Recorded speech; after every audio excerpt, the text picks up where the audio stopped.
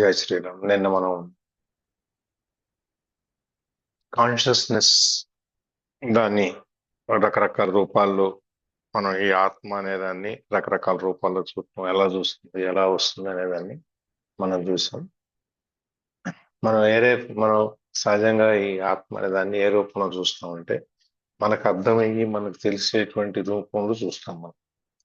ఎందుకంటే దానికి ఈ పర్టికులర్ గా ఈ ఆకారం ఉండాలి ఉంటది అనేది, కానీ ఏ ఆకారంలో ఉంటుందో మనకు తెలియదు కాబట్టి మనం ఏం చేస్తాం, మనకి తెలిసిన ఆకారంలో చూస్తాం.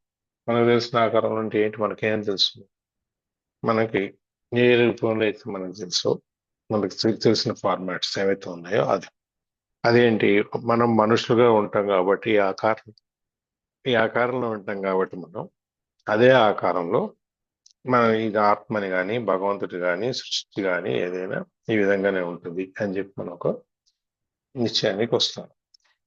ఆ విధంగా మనం ఈ ఫార్మ్స్, ఈ రూపాలు ఎట్లా ఉంటాయి, ఏంటి ఈ కాన్షియస్నెస్ అనేది, ఆత్మ అనేది ఎలా ఉంటుందని చెప్పి చూస్తాం. ఇది దానికి మన ఒక శ్వాసలో కానీ లేకపోతే మన యొక్క ఆకారంలో కానీ ఎక్కడో చోట ఇది ఉంటుంది అనమాట. కానీ మాకు మనకు ఎందుకు కనపడదు అంటే మనం మైండ్ ఎగోయిక్ గా ఉంటుంది. అంటే మనం నాకు అన్ని తెలుసు, మన మైండ్ అన్ని కప్పబడిపోయి ఉంటుంది ఒక పొరతో. దానివల్ల మనలో ఉన్నా కూడా మనకు కనపడదు. అది మనం అనుకున్నాం, ఒక తెల్ల కాగితం మీద రాయటం తేలిక, కానీ రాసిన దాని మీద మళ్ళీ దాన్ని చెరిపేసి మళ్ళీ రాయాలంటే ఎక్కువ టైం పడుతుంది. అట్లాగే ఏమీ తెలియనప్పుడు ఈ ఆత్మ అనే దాన్ని మనల్ని మనం చూసుకోవటం అనేది చాలా తేలిగ్గా ఉంటుంది. కానీ కప్పబడిపోయినప్పుడు ఈ మనసు అనేది ఈ మన యొక్క ఈ భౌతికమైన విషయాలతోనూ లేకపోతే మన కండిషనింగ్ అయిపోయి మనం ఎట్లా ఉండాలి, ఇది ఇట్లా ఉంటే కరెక్ట్ అని చెప్పి మన చిన్నప్పటి నుంచి మనకు నూరిపోసి ఆ విధంగా మనకి చెప్పటం వల్ల ఏమవుద్ది, మన మైండ్ కండిషనింగ్ అయిపోయినప్పుడు దాన్ని మళ్ళీ మామూలు పరిస్థితిలో తీసుకురావాలి అంటే ఈ దైవత్వాన్ని చూడటానికి, మనలో చూడటానికి తీసుకురావాలి అంటే మనకు అది టైం పడుతుంది అనమాట. ఇంకా ఎక్కువ మనం ఎతకాల్సి వస్తుంది. ఇంకా మనం దాన్ని చెరిపేసుకుని మళ్ళీ కొత్తది రాయాలంటే ఎంత టైం పడుతుందో ఆ విధంగా. ఇప్పుడు మనం నేను అనుకున్నాం వస్తువు ఎక్కడ పెట్టి మనం మర్చిపోతే మనం ఇలాంతా ఎతుకుతాం. ఎక్కడ ఉంటుంది, అది కళ్ళ ముందే ఉంటుంది కానీ మనకు కనపడదు కాబట్టి వీళ్ళంతా దానివల్ల ఎక్కువ టైం పడుతుంది. ఇంకా ఎక్కువ చూసుకోవాల్సి వస్తుంది. ఇవన్నీ కూడా మనం ఈ జరగబోయేదాన్ని, జరుగుతున్న దాన్ని చూసి మనం ఏమనుకుంటామంటే ఇదంతా భగవంతుడి లీల, అందుకనే మనకి ఇదంతా ఇట్లా కనిపిస్తుంది అని చెప్పి. ఈ ఫంక్షనింగ్ ఆఫ్ ది మైండ్ ఏదైతే ఉందో, మనం పనిచేసే విధానం కనుక సరైన పద్ధతిలో పనిచేయకపోతే, అంటే డిస్ఫంక్షన్, మామూలుగా చేయాల్సిన పద్ధతిలో కనుక చేయకపోతే దానివల్ల మనకి ఒత్తిడి ఎక్కువ పెరుగుతుంది. ఒత్తిడి ఎక్కువ పెరిగి మన కళ్ళ ముందు ఉన్న దాన్ని కూడా మనం గుర్తించని పరిస్థితిలోకి వస్తాం.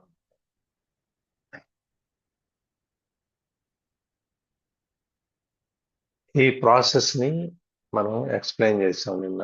ఎట్లా అని చెప్పి జీసస్ చెప్పిన దాన్ని కూడా మనం నేను ఏ విధంగా చెప్పాడు అనేది, అది ఒక పిల్లవాడు ఇంట్లోంచి తప్పిపోయి డబ్బులన్నీ తీసుకెళ్ళి పాడు చేసి మళ్ళీ ఆ బాధలన్నీ భరించలేక డబ్బులు ఖర్చు పెట్టేసిన తర్వాత ఇంకేముంటుంది, ఏముండదు, ఉండకపోతే బాధపడతాడు. ఆ బాధ భరించలేక మళ్ళీ ఇంటికి వస్తే తండ్రి ఆ పిల్లవాడిని ఇంకా ఎక్కువ ప్రేమతో చూడటం మొదలెడతాడు. పిల్లవాడే ముందు వెళ్ళిన తర్వాత కూడా ఆ కుర్రాడే, కానీ వెళ్ళిపోయి మళ్ళీ వచ్చాడంటే పోయిన వస్తువు దొరికితే మనం ఎంతగా మనం జాగ్రత్తగా చూసుకుంటాము, ఆ విధంగా ఇంకా ఎక్కువగా దాన్ని చూడటం మొదలెడతాను. ఇది మనకి చెప్పేది ఏంటంటే, ఈ ప్రయాణం, ఈ కథ మనకి చెప్పేది ఏంటంటే, ఈ ప్రయాణం అనేది అన్కాన్షియస్ పెర్ఫెక్షన్. కరెక్ట్ గా ఇలాగ జరగాలనుకోకుండా మనకు తెలియని పరిస్థితిలో పర్ఫెక్షన్ గా అది జరుగుతుంది అన్నమాట. అది unconscious perfection through an apparent imperfection and evil to conscious perfection. ఈ 3 రకాలు మనకి తేడా వస్తుంది.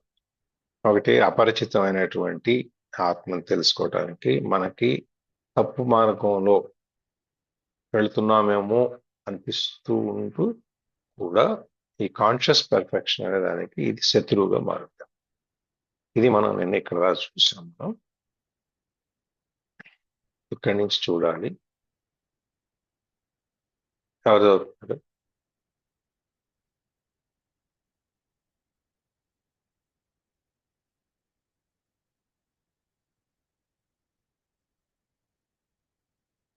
ఎవరు మనోహర్ చదువుతున్నారు? గారు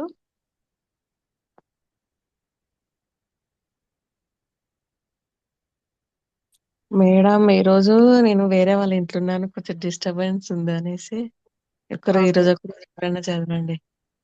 ఓకే నేను ఇయర్ ఫోన్స్ పెట్టుకొని కన్యా వింటున్నాను. నువ్వు మీరే చదవచ్చు కన్నా. సార్ ఉండండి సార్ అడుగుదాం. ఆంటీ సుకన్య చదువుతావా రా? లేదంటే నాకు సిగ్నల్ కట్ అవుతుంది. నేను తిరుపతి వచ్చాను పెళ్లికి. ఓకే ఎవరో దేవుడి కొంచెం దర్శనానికి వెళ్ళావు? పెళ్లికని వచ్చా aunty. Okay okay. Satya Ramadevi ఉందిగా, మనోదర గారు, సత్య, రమాదేవి. రమా గారు డోమర్ గారు. దీనికి నేనే లేటు, మరి ఇంకా ఇది కూడా లేటు. సార్ మీకు ఒక మాట తెలుసా, మీరు వచ్చే ముందే ఎక్సర్సైజ్ అయిపోయింది, మీరు లేట్ గా ఏం రాలేదు. అవునా? ఆ మీరేం సరే, ఫీల్ అవ్వద్దు అసలు. సరే సరే చదవండి చదవండి. ఐ ఎక్సర్సైజ్లు అన్ని చేపించారు రమేష్ గారు. Very good. ఎక్సర్సైజ్లు అంటే ఇలా చేయాలి అని చూపించారు మాకు. ఇదంతా రికార్డ్ అవుతుంది. No problem. చదవండి చదవండి. కెన్ యూ దగ్గర నుంచి. Can you now see the deeper and wider significance of becoming present as the watcher of your mind? Whenever you watch the mind, you withdraw consciousness from mind forms, and it becomes what we call the watcher or the witness. Consequently, the watcher, pure consciousness beyond form, becomes stronger and the mental formation becomes weaker. When we talk about watching the mind, we are personalizing an event that is truly of cosmic significance. Through you, consciousness is awakening out of its dream of identification with form and withdrawing from form. This foreshadows, but is already part of an event that is probably still in the distant future as far as chronologically time is concerned. The event is called the end of the world. Ramadevi గారు చదవండి అంటే ప్రపంచాన్ని చివరికి పట్టుకొచ్చేసారు. అంతేగా. ప్రపంచాన్ని అంతానికి తీసుకొచ్చేసారు. End of the world అని. అందుకే అలాంటి చేయకూడదేమో sir. Can you now see the deeper and wider significance of becoming present as the watcher of mind? ఇప్పుడు మనం మొదట్లో కూడా చెప్పుకున్నాం, మనం ఎప్పుడు కూడా మైండ్ ని మనం ఒక సాక్షిలాగా చూస్తూ ఉండాలి.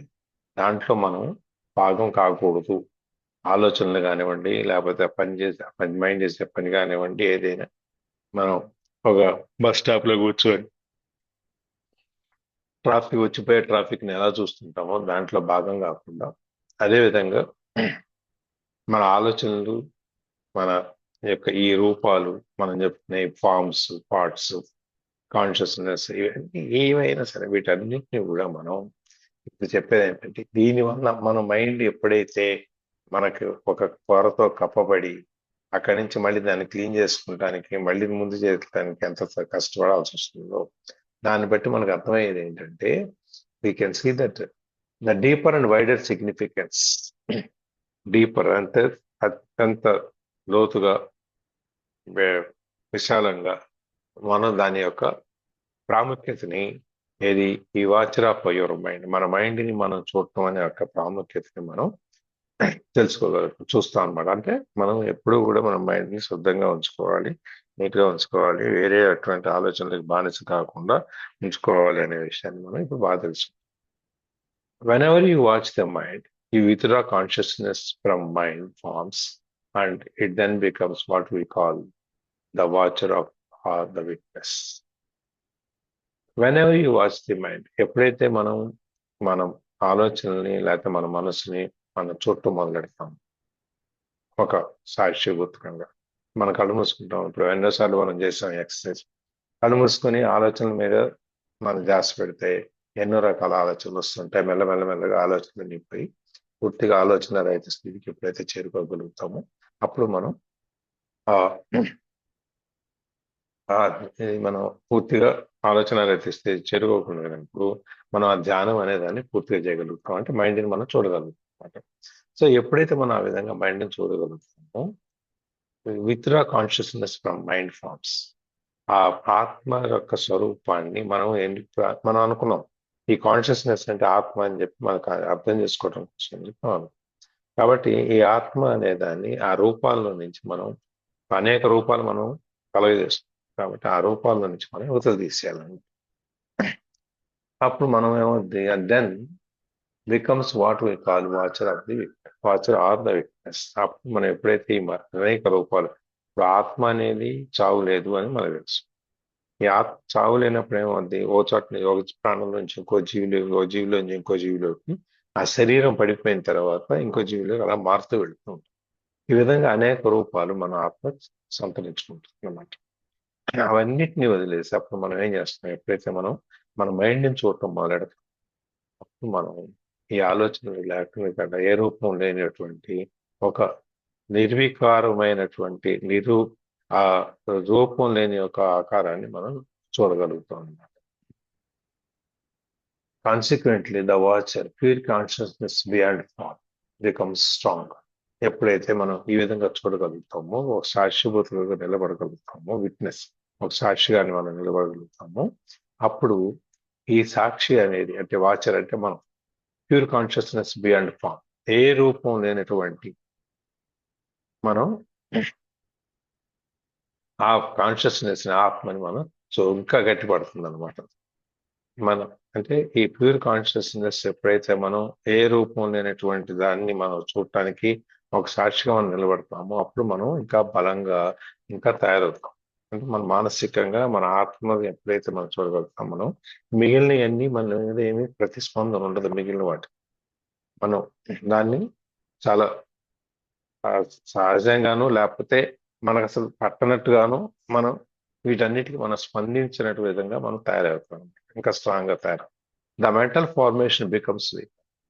ఈ ఫార్మేషన్ అనేది మనం ఆత్మ అనే దానికి ఒక రూపం ఏదైతే ఇస్తున్నామో అది వీక్ అయిపోతుంది, బలహీనపడిపోతుంది. మనం ఈ నిర్వికారమైన ఏ రూపం లేనటువంటి ఆ ఆత్మని మనం చూడగలిగినప్పుడు మనం ఇంకా కాన్షియస్నెస్ అనేది మనం ఇంకా బలంగా తయారవుతాం అనమాట. ఈ వాచర్ అంటే మనం ఈసారి చూడటం అనేది మానసికంగా ఇంకా మనం బలంగా తయారవుతాం అనమాట. When we talk about watching the mind, we are personalizing an event that is truly of cosmic significance. ఎప్పుడైతే మనం ఈ మైండ్ని చూడటం అంటే ఆత్మను చూడటం అనే దాన్ని మొదలెడతాము అప్పుడు మనం we are personalising an event that is truly of cosmic significance. Cosmic significance అంటే మనం ఈ సృష్టి యొక్క ప్రాముఖ్యతని, సృష్టిని మనం చూడగలుగుతాం. ఇప్పుడు చూస్తాం సృష్టి అనేది మనం ఇప్పుడు చూస్తాం, కానీ ఏం చూస్తాం, దాని యొక్క పై ఫామ్ని చూస్తాం, పై రూపాన్ని.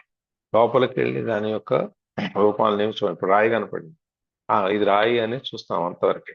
కానీ ఈ రాయిలో ఉన్నటువంటి పార్టికల్స్, మాలిక్యూల్స్, దాంట్లో ఉన్న భాగాలు, దానిలో ఉన్న అణువులు, పరమాణువులు, ఇంకా ఏమన్నా ఉంటే అవన్నీ మనం చూడగలుగుతామా?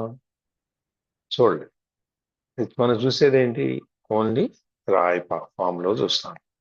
అందుకని ఇక్కడ ఎప్పుడైతే మనము ఈ వాచింగ్ ది మైండ్ మనం చూస్తున్నామో దాన్ని దాన్ని మనం పర్సనలైజ్, మన వ్యక్తిగతంగా మనకు కావాల్సిన విధంగా ఒక ఈవెంట్, పర్సనలైజింగ్ అనే ఈవెంట్, ఒక సందర్భాన్ని మనం మనకు కావాల్సిన విధంగా ఎట్లా చూసుకుంటామో అప్పుడు అది ట్రూలీ కాస్మిక్ సిగ్నిఫికెన్స్. అప్పుడు ఈ సృష్టి యొక్క ప్రాముఖ్యతలో అది కూడా ఒక భాగమై మనం దాంట్లో కలిసిపోతాం అనమాట. అంటే ఆ యొక్క అంతర్గతమైన సృష్టి రహస్యం ఏదైతే ఉందో దాన్ని మనం చూడగలుగుతాం. Through you consciousness is awakening out of its dream of identification with form or withdrawing from form. So మనం దీని ద్వారా మనం తెలుసుకునేది ఏంటంటే consciousness is awakening out of its dream of identification. ఈ ఆత్మ అనేది దీన్ని లేపుతున్నాం మనం. ఎక్కడి నుంచి లేపుతున్నాము? Dream of identification with form. ఒక రూపంలో మనం ఊహించుకుని, ఒక రూపంలో ఇట్లా ఉంటది అని మనం ఊహించుకున్నప్పుడు భగవత్ స్వరూపాన్ని మనం ఊహించుకుంటాం. ఒక ఇలా ఈ రూపంలో ఉంటారు, శ్రీరాముడు అంటే ఇలా ఉంటది, కృష్ణుడు అంటే ఇలా ఉంటది, లేకపోతే బైబిల్ యొక్క మన క్రైస్ట్ అంటే ఈ విధంగా ఉంటది, మహమ్మద్ అంటే వాళ్ళకి రూపమే ఉండదు కాబట్టి వాళ్ళకి అదే ఉండదు, ఎట్లా ఉంటుందో మనకు తెలియదు. ఆ విధంగా మనం రకరకాలుగా మనం ఎట్లయితే ఈ రూపాలను ఊహించుకుంటామో దాంట్లో నుంచి మనం ఆ డ్రీమ్, ఆ కళ అనే దాంట్లో నుంచి మనం బయటకు వచ్చేస్తాం. విత్డ్రాయింగ్ ఫ్రమ్ ఫామ్, ఆ రూపాల్లో నుంచి మనం విత్డ్రా చేసుకుంటే మనం వెనక్కి వచ్చేస్తాం. అంటే మనకి ఈ రూపాలు లేదు, మనకి ఏది లేనటువంటి ఒక భగవత్ స్వరూపాన్ని, ఆత్మస్వరూపాన్ని మనం చూడటానికి ప్రయత్నం చేస్తాం. This foreshadows but is already part of an event that is probably still in the distant future. This foreshadows, ఇది కప్పబడి ఉంటుంది ఎట్లా అక్కడికి, బట్ ఈజ్ ఆల్రెడీ ఫోర్షాడో అంటే ఆ నీడ, షాడోకి ముందుకు భాగం. అంటే మనం ఈ రూపాన్ని వీటిని క్రియేట్ చేస్తానికంటే మొదట్లోకి వెళ్తాం. But is already part of an event, already part of shadows an event that is probably still in the distant future as far as chronological time is concerned. ఈ chronological time అంటే మనం గంటల ప్రకారం, రోజుల ప్రకారం, calendar ప్రకారం. అది ఇది ఏం చేస్తుంది? ఈ ఆత్మస్వరూపాన్ని మనం ఎటువంటి రూపం లేనటువంటి ఆత్మని మనం ఎప్పుడైతే చూడగలుగుతామో, నిరాకారమైనటువంటి ఆత్మని ఎప్పుడైతే మనం చూడగలుగుతామో, అది చూడగలగటం అనేది ఈ క్రోనలాజికల్ టైం ఏదైతే ఉందో, మనకు ఈ సంవత్సరాలు క్యాలెండర్ ప్రకారం వెళ్ళే టైం ఏదైతే ఉందో దానికంటే స్టిల్ డిస్టెంట్ ఫ్యూచర్ అట్లా చూడగలటం అనేది ఇంకా చాలా దూరంగా ఉంది అని చెప్పాను. సరే, అంటే మనం చూస్తున్నాము అనుకునేదాన్ని, చూడగలగటం అనుకునేదాన్ని ఇంకా ఇంకా మనం చాలా లోపల నిరాకారమైనటువంటి రూపాన్ని చూడటమే కాదు, ఇంకా దాని లోపలికి తెలుసుకోవడానికి కూడా ఇంకా చాలా దూరం వెళ్ళాలి. కానీ అది ఆ ఈవెంట్ అనేదాన్ని మనం ఎండ్ ఆఫ్ ది వరల్డ్, ఈ ప్రపంచం చివరికి వచ్చినప్పుడు మనం ఈ దృశ్యాన్ని, ఈ ఈవెంట్ ని మనం చూడగలుగుతాం. అంటే ప్రపంచం చివరికి రావక్కర్లేదు, మనకు తెలిసినంత వరకు ఏంటంటే మన ఆత్మదర్శనం ఎప్పుడైతే అవుతుంది, నిరాకారమైనటువంటి రూపాన్ని మనం ఎప్పుడైతే నిరాకారంగా ఉన్నటువంటి ఆత్మ సందర్శనం అంటే మనని మనం లోపలికి ఎప్పుడైతే చూసుకోగలుగుతామో అప్పుడు మనకి ఈ ప్రపంచంతో ఎటువంటి సంబంధం మనం అని. రెండవది వాళ్ళని ప్రపంచం మునిగిపోద్దని కాదు, దీన్ని మనకి ఈ ప్రపంచంతో మనకి ఎటువంటి సంబంధం లేకుండా మనం ఎటువంటి వికారాలకి, ఎటువంటి సందర్భాలకి, లేకపోతే ఎటువంటి ఆశలకి, ఎటువంటి దీనికి లొంగకుండా మనం ఎంతసేపు మన దృష్టిని మనం పూర్తిగా ఆ ఆత్మ మీద మనల్ని మనం తెలుసుకోవటంలో, మనల్ని మన లోపల చూసుకోవటంలో, ఆత్మదర్శనంలో పెట్టుకుంటామో అప్పుడు అది మనకు చాలా దూరంగా ఉన్నట్టు కనపడినా కానీ మనం దాని మీద పూర్తిగా ఫోకస్ పెట్టినప్పుడు అది fragmented mind into a single piece. ఇప్పుడు మన మైండ్ ఉందంటే అది చాలా రకరకాల మొక్కలుగా పీసులుగా ఉంటది. ఎందుకు? మనకి ఆలోచనల మీద మనకి ఆ భారంతో ఉండిపోతాం కాబట్టి. దాన్ని ఏకంగా ఒకటిగా చేయటం ఒకటి, తర్వాత ఫోకస్, ఈ ఫోకస్ చేయటం దాని మీదనే మన దృష్టిని పూర్తిగా కేంద్రీకరించి ఉంటాం. ఇవన్నీ చేస్తున్నప్పుడు మనకి ఈ మన ఈ ప్రపంచంతో మనకి ఎటువంటి సంబంధం ఉండదు. అంటే మనకి కొన్ని రకాల శక్తులు ఉన్నాయి, ఇచ్ఛాశక్తి అని చెప్పి ఇవన్నీ మనం రకరకాలుగా మనం మాట్లాడుకుంటున్నాం. ఇవన్నిటి నుంచి మనం బయటకు వస్తాం. థింకింగ్, యాక్షన్, ఆలోచన ఉండాలి, దానికి ఒక బీజం ఉండాలి, దానికి ఆలోచన రావాలి, ఆలోచన తర్వాత యాక్షన్ రావాలి, యాక్షన్ తర్వాత పైన చివరికి మనం దాన్ని తీసుకోగలుగుతాం. ఈ విధంగా మనం ఆత్మదర్శనం చేసుకోవటం ఎంత కష్టం అనేది ఒక్కొక్కరిగా మనం తీసుకెళ్తాం అనేది చూద్దాం. Yes. When consciousness frees itself from its identification with physical and mental forms, it becomes what we may call pure or enlightened consciousness or presence. This has already happened in a few individuals, and it seems destined to happen soon on a much larger scale, although there is no absolute guarantee that it will happen. Huh. Most humans are still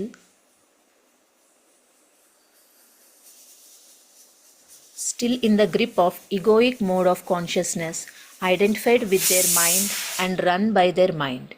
If they do not free themselves from their mind in time, they will be destroyed by it. They will experience increasing confusion, conflict, violence, illness, despair, madness. Egoic mind has become like a sinking ship. If you don't get off, you will go down with it. The collective egoic mind is the most dangerously insane and destructive entity even to inhabit this planet. What do you think will happen on this planet if human consciousness remains unchanged?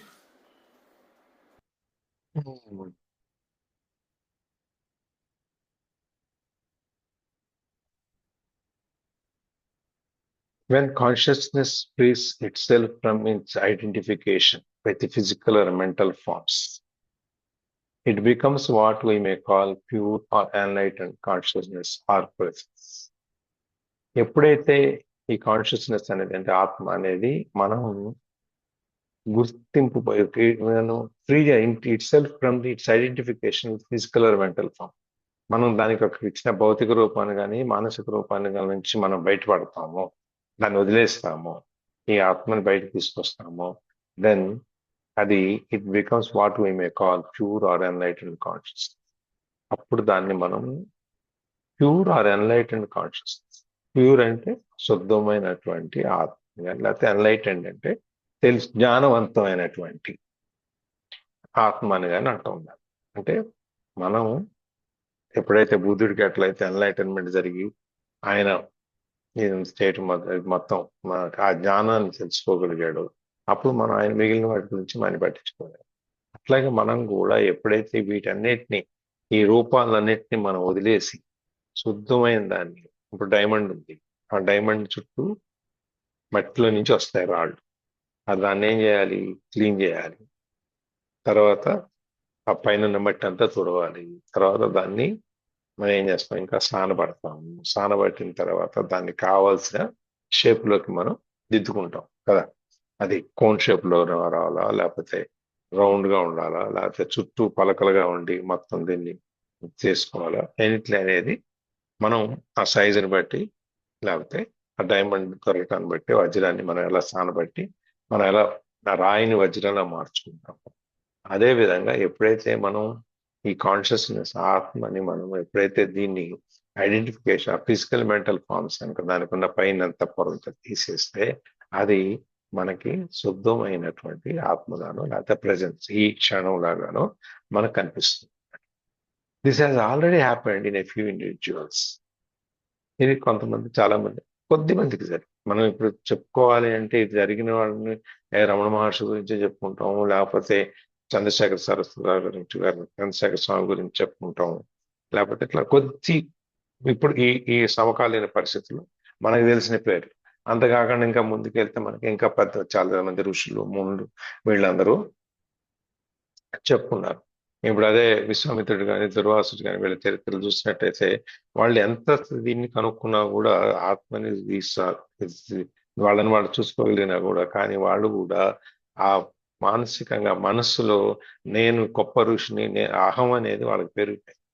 అందువల్ల ఆయన దుర్వాసుడు కోపానికి ప్రసిద్ధి, విశ్వామిత్రుడు కోపానికి ప్రసిద్ధి. వీళ్ళందరూ కోపంతో వాళ్ళకున్న శక్తిని వాళ్ళు పాడు చేసుకునేవాడు. అట్లాగే మళ్ళీ పూజ చేస్తారు, మళ్ళీ తపస్సు చేస్తారు, మళ్ళీ శక్తిని తెచ్చుకుంటారు, మళ్ళీ కష్టపెడతారు. అదే మనకు వశిష్ఠుడి దగ్గరికి లేకపోతే వీళ్ళ దగ్గరికి వచ్చినప్పుడు చూస్తే అవన్నీ ఉండవు ఆ విధంగా.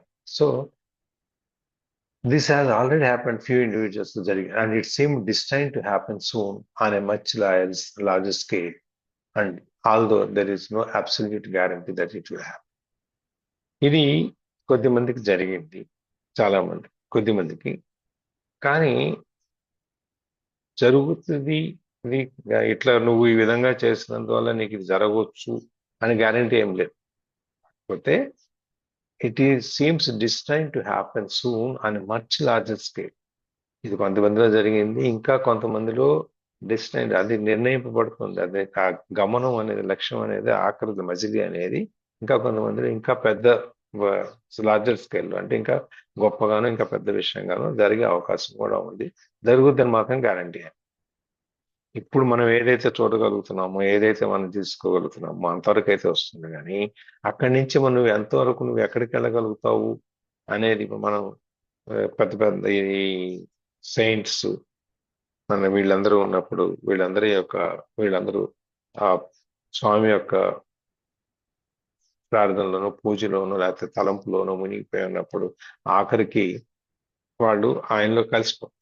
మనం చూస్తాం అదో దీపం అంటే సినిమాలో చూస్తారు, ఓ దీపం అనేది వచ్చి ఆ దీపం మనసులో దగ్గర నుంచి స్వామిలో కలిసిపోవటం అనేది. అంటే అటువంటి మనం కళ్ళు మూసుకొని ఆ జ్యోతిని మనం చూడగలిగే పరిస్థితికి మనం రావాలి. ఎప్పుడైతే మన జ్యోతిని ఎప్పుడు చూడగలుగుతాం, మనకు ఎటువంటి ఆలోచనలు లేనప్పుడు మన మైండ్ ని మనము ఈ ఆలోచన వేరే వాటిలో మళ్ళించి ఒకే ఒక లక్ష్యం మీదకి మనం తీసుకెళ్ళినప్పుడు, ఫోకస్ చేసుకెళ్ళినప్పుడు మనం ఆ జ్యోతిని చూడగలుగుతాం. అది అందరికీ జరుగుతుంది, కొద్దిమంది జరుగుతుంది అని. Most humans are still in the grip of egoic mood of consciousness. చాలా మంది మనకు తెలుసు, ఈ గొప్పవాళ్ళు ఋషులు, వీళ్ళందరూ మేము దుర్వాసుడు కానీ, విశ్వామిత్రుడు కానీ, వీళ్ళందరి గురించి మనం చెప్పుకున్నాం. వీళ్ళందరికీ కూడా ఆ ఎగోయిక్ మూడ్ ఆఫ్ కాన్షియస్నెస్, పూజ చేసుకున్నాను, నేను నాకు తపస్సు చేస్తాను, నాకు ఇన్ని వరాలు ఉన్నాయి, ఈయన అటువంటి అహం కూడా వాళ్ళకి వస్తుంది. అది ఆ అహం వాళ్ళు రావటం వల్లే వాళ్ళు ఎంత గొప్ప ఋషులైనా కూడా మహారుషులు కాగలిగారే కానీ బ్రహ్మ ఋషులు కాలేకపోయారు. విశ్వామిత్రుడికి వచ్చేటప్పుడు రాజఋషి అనుకో. ఎందుకు?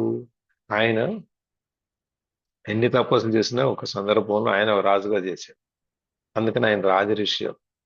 బ్రహ్మత్వంలో కలిగినప్పుడు వాళ్ళు బ్రహ్మ ఋషులు అవుతారంటే వశిష్ఠుడు లాంటి. మిగిలిన వాళ్ళందరూ ఋషులు ఈ విధంగా వేరు ఫార్మ్స్ లో మిగిలిపోయారు. ఎందుకంటే ఈ ఎగోయిక్ మూడ్ ఆఫ్ కాన్షియస్నెస్, ఈ ఎగోయిక్ మోడ్ ఏదైతే ఉందో, ఇది నేను చేయగలను, నా నేను తప్ప ఎవరు చేయలేరు అని చెప్పి. మరి అందుకే కదా త్రిశంకు స్వర్గాన్ని వచ్చింది, అందుకే కదా మనకి నేను సృష్టిని ప్రతి సృష్టిని చేస్తాను అనే కదా త్రిశంకు స్వర్గంలోకి వెళ్ళాం మనం. ఆ విధంగా ఆ ఎగోయిక్ అహం అన్నమాట. ఆ అహాన్ని వాళ్ళు జయించలేక వాళ్ళు ఏం చేస్తారంటే, the identified with their mind, done by their mind. అది వాళ్ళు ఆ మైండ్ ఏది చెప్తుందో దాని ప్రకారం వాళ్ళు గుర్తింపబడతారు. దాన్నే ఆ మైండే వీళ్ళని నడుపుతుంది.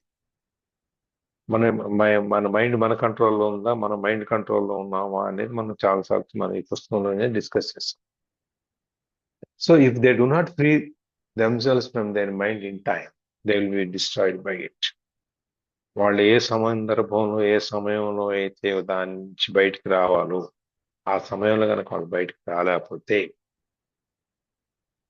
నాశనం అయిపోతారు. ఇప్పుడు ఏదో ఇల్లు తగలబడుతుంది, దాంట్లో లోపల మనుషులు ఉంటారు. ఆ సమయంలో, సరైన సమయంలో లోపలికి వెళ్ళి వాళ్ళని బయటకు తీసుకొచ్చి రక్షించగలిగినప్పుడు వాళ్ళు బతుకుతారు. లేకపోతే ఏమవుతారు? ఆ మంటలో వాళ్ళు కాలం సేపడతారు. ఆ విధంగా అనమాట. ఎప్పుడైతే వాళ్ళు ఆ టైంలో ఫ్రీ చేసుకోవాలి. అది మనం వచ్చి చిన్న కాస్త చెప్పుకోవాలంటే, ఒక గిన్నెలో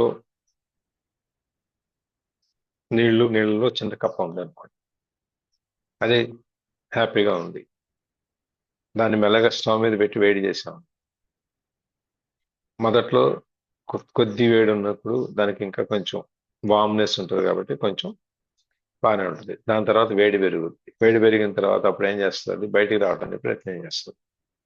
ఎగురుతుంది ఎగురుతుంది ఎగురుతుంది ఎగురుతుంది. ఆ వేడికి కొంచెం కొంచెంగా దాని శక్తి సాగిపోయేటప్పటికి ఏమవుతుంది, అందులోనే చచ్చిపోతుంది. అది సరైన టైంలో కనుక బయటకు వచ్చినట్టయితే, అది ఎప్పుడైతే ఇది ఆ నీళ్ళలో నుంచి స్టవ్ మీద పెట్టి మొదట్లో చిన్న వేడిగా ఉన్నప్పుడే బయటకు వచ్చినట్టయితే బతుకుంటాయి. అదే ఎప్పుడైతే మనం సరైన సమయంలో దీన్ని మనం వదిలించుకుని, ఆ మైండ్ పవర్ ని మనం వదిలించుకుని బయటికి రాలేకపోతే నాశనం అయిపోతుంది, పడైపోతుంది. They will experience increasing confusion, conflict, violence, illness, despair, matters. ఎప్పుడైతే ఇదైతే ఈ సందర్భం ఎప్పుడైతే ఆ మైండ్ నుంచి వాళ్ళు ఫ్రీ అవ్వలేకపోయిన సందర్భం ఎప్పుడైతే ఉందో, వాళ్ళకి ఏమవుద్ది, ఈ కన్ఫ్యూజన్, కాన్ఫ్లిక్ట్ అంటే సో మన కన్ఫ్యూజ్ ప్రతి విషయంలోనూ వాళ్ళకి క్లారిటీ ఉండదు అనమాట. కాన్ఫ్లిక్ట్, యుద్ధం, వాళ్ళకి యుద్ధం జరుగుతూ ఉంటుంది. వైలెన్స్, దీంట్లో నుంచి లేకపోతే ఇంకెవరి మీద కొట్టడం అను, లేకపోతే ఇల్నెస్, ఒంట్లో బాగాలేకపోవటం, డిస్పైర్, మన అదేమి సంతోషం అదే లేకుండా నిరాశ నిస్పృహలతో ఉండటం, పిచ్చెక్కిపోవటం, ఈ విధంగా రకరకాలైనటువంటి వాళ్ళు అనుభవిస్తారు. Egoic mind has become like a sinking ship. ఈ అహంకారం అనేది అది మునిగిపోయేటువంటి నావ లాంటిది. మనం ఏం చేయాలి, if you don't get off you will go down with it. మనం మునిగిపోయే నావలోగా ఉన్నప్పుడు ఆ నావలో నుంచి మనం దూకేయాలి. దూకపోతే నావతో పాటు గ్యారంటీగా మునిగిపోతాం. దూకితే కనీసం ఏ చెక్కో పొల్లో అటం తగిలితే దాన్ని పట్టుకొని మనం ఒడ్డుకు రావడానికన్నా అవకాశం. అదే the collective egoic mind is most dangerously insane and destructive entity ever to inhabit this planet. ఈ అహంకార పూరితమైనటువంటి మానసిక స్థితి, ఎగోయిక్ మైండ్, అది ఒక్కడికి ఉంటే పర్వాలేదు. ఇట్లాంటి వాళ్ళు 10 మంది కలిశారు, ఈజ్ మోస్ట్ డేంజరస్లీ ఇన్సేన్. ఇది ఇంకా ఇన్సానిటీ అంటే ఈ మూర్ఖత్వం అనే దానికి ఇంకా ఎక్కువ మూర్ఖత్వం అయిపోతుంది. అండ్ డిస్ట్రక్టివ్ ఎంటిటీ, ఈ పూర్తిగా ఈ భూగోళాన్ని నాశనం చేసేటువంటి ఒక ఆకారంగా మిగిలిపోతాం. ఇప్పుడు మనకు సెకండ్ వరల్డ్ వార్లో బాంబు వేశారు జపాన్ మీద, ఒక మూర్ఖత్వంతో వేసిన పని, వారిలో జయించాలి అని చెప్పేసి వేసిన పని. దాంతో జపాన్ అంతా సగం నాశనం అయిపోయింది, మళ్ళీ మొదలు కట్టుకోవాల్సి వచ్చింది. అదే కనుక ట్రంప్ లాంటి వాళ్ళు ఇంకో 10 మంది కనుక ఉన్నారనుకోండి, ఇప్పటికే ఒక్కడి వల్లనే మన ప్రపంచ ఆర్థిక వ్యవస్థ, ప్రపంచ వ్యవస్థ అంతా అందరం కలిసి బతికే వాళ్ళంతా రకరకాల పోటీలు వచ్చి ఎవరికి వాళ్ళు విడిపోతారు. ఇట్లాంటి వాళ్ళు ఇంకో 4 ఉంటే పరిస్థితి ఏమవుద్ది? నేను నిన్న చూశాను, ఈ వాళ్ళు రష్యా అమెరికా వాళ్ళిద్దరూ ప్రచన్న యుద్ధం జరిగేటప్పుడు, కోల్డ్ వార్ ఉన్న పరిస్థితుల్లో, తర్వాత ఇన్ని అణ్వాయుధాల కంటే ఎక్కువ ఉంచకూడదు ఒక ట్రీటీ ఉండింది. వీళ్ళు ఒక ఒప్పందానికి ఉన్నారన్నమాట. నిన్న పేపర్లో వచ్చింది, ట్రంప్ ఆ ఒప్పందం అనేది ఏం లేదు, మీరు ఇంకా అణ్వాయుధాలు తయారు చేయండి అని చెప్పేసి చెప్పారు. ఈ విధంగా అక్కడ కొరియాలో, నార్త్ కొరియాలో వాడున్నాడు కిమ్, అక్కడ అసలు ఇంకా ఏం ఉండదు, ఆ దేశంలో ఏం జరుగుతుంది ఎవరికి ఏం తెలియదు.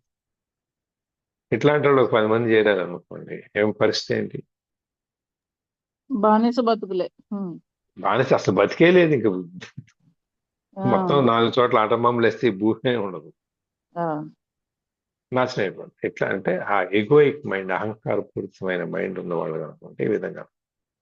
What do you think will happen on this planet if human consciousness remains unchanged? ఈ కాన్షియస్నెస్ అనేది గనక మారకపోతే, ఈ ఎగోయిక్ మైండ్ లోనే గనక మనం ఉంటే, ఈ ప్రపంచానికి ఏం జరుగుతుంది అని చెప్పి నువ్వు అనుకుంటున్నావు? ఈ భూగోళానికి ఏం జరుగుతుంది అని చెప్పి నువ్వు అనుకుంటున్నావు అనే క్వశ్చన్. అంటే మనం ఇది జరగకపోతే, ఈ విధంగా గనక ఈ అహంకారపూరితమైనటువంటి వ్యక్తుల వల్ల ఈ భూమికి, ఈ భూగోళానికి ఏం జరుగుతుంది? ఏం జరుగుతుంది? అహంకారపూరితమైన వ్యక్తుల వల్ల నాశనం. అది ఇక్కడ దాకా చూద్దాం, ఆరంభం అయింది. రేపు చూద్దాం. Thank you sir.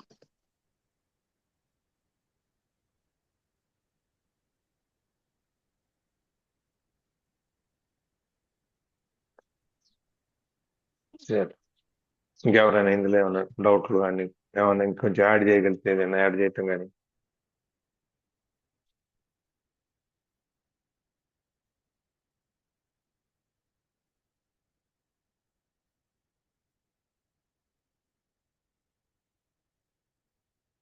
కట్టి సావిత్రి గారు, సౌజన్య గారు, ఇంకెవరు రమాదేవి, ముగ్గురు టీచర్లు.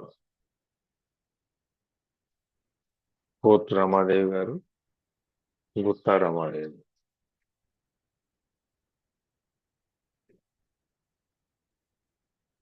ఎవరైనా ఏమన్నా దీంట్లో యాడ్ చేస్తారా?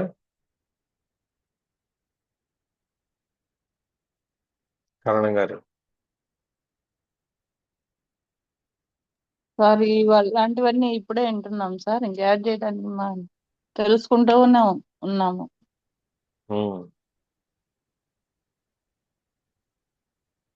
సరే, రికార్డింగ్ ఆపేస్తాను. ఓకే